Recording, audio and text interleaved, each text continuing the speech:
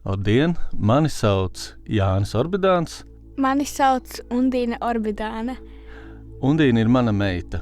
Savukārt es esmu režisors un montāžas režisors. Un es esmu skolniece. Tieši tā.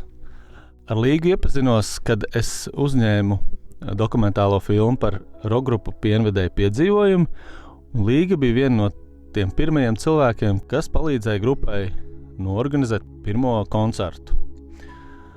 Un Līga mums ir uzticējusi gleznu ar nosaukumu Be in Love.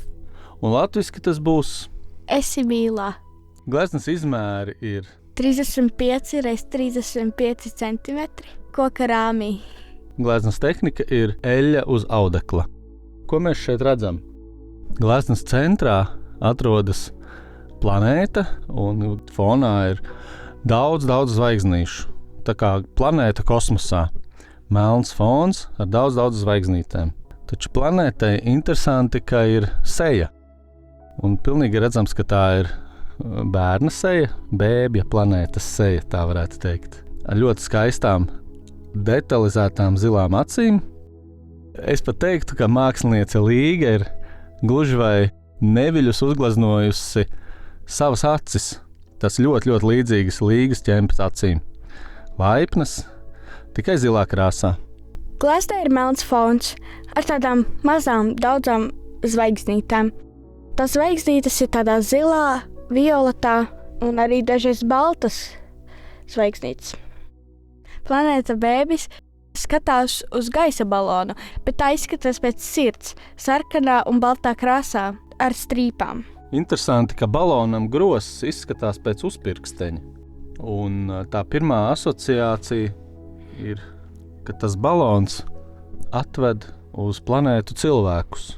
Jo uz planētas ir redzami divi namiņi uz garām kājām. Vienam namiņam, kurš ir augstāks par to otru, ir 4 stāvi un 1 bēniņu stāvs, mansards. Un viņam ir skurstenis, no kura kūp dūmi.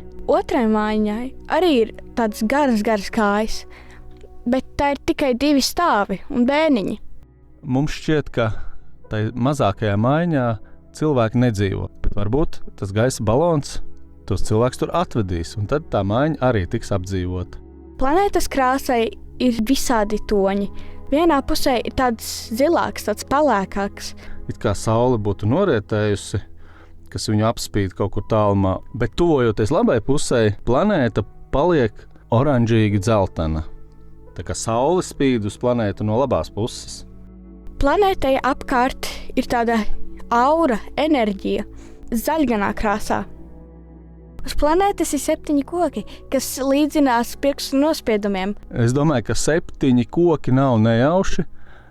Tiem, kas atradīsies šīs gleznas tūmā, noteikti uzsmaidīs veiksme, jo 7 ir kā veiksmes skaitlis. Tai planētai ir zilas acis, sarkanas mazas lūpiņas un arī tāds slaids deguns. Tomēr tam bērnam nav ne skropstu, ne uzaču. Mēģini ar pirkstiem pataustīt, pabraukā pa gleznu, tu jutīsi daudz zvaigznīšu apkārt. Un ar pirkstiem var sajust arī mājas, lodziņus, dēlīšus un tās garās kājas. Ja jūs virzīsiet pirkstus tālāk uz sejas pusi, sajūtīsiet arī, cik detalizēti ir uzzīmētas acis. Tā skatās uz gaisa balonu tik cerīgi, domājot, ka gaisa balons atvedīs jaunus iemītniekus.